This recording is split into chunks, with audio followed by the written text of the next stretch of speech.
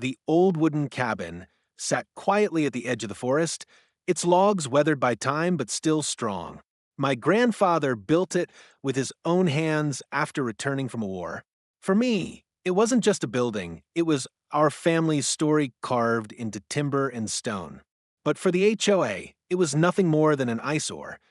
One morning, I opened my mailbox and found the shocking notice. They planned to bulldoze it and replace the land with a new community recreation center. My heart sank. The cabin was the last piece of my grandfather left. I couldn't let them destroy it. At first, I tried reasoning. I showed them photos of family gatherings, explained its sentimental value, begged them to reconsider. But the HOA board sat cold and unflinching.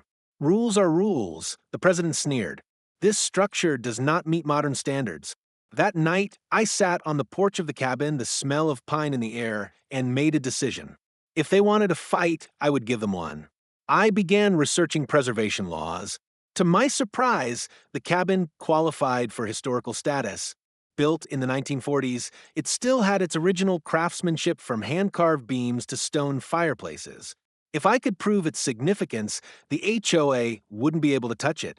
I spent weeks gathering evidence.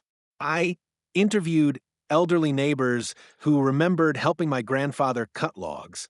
I dug through dusty archives and found a local newspaper clipping from 1951 celebrating the cabin as a proud symbol of community resilience.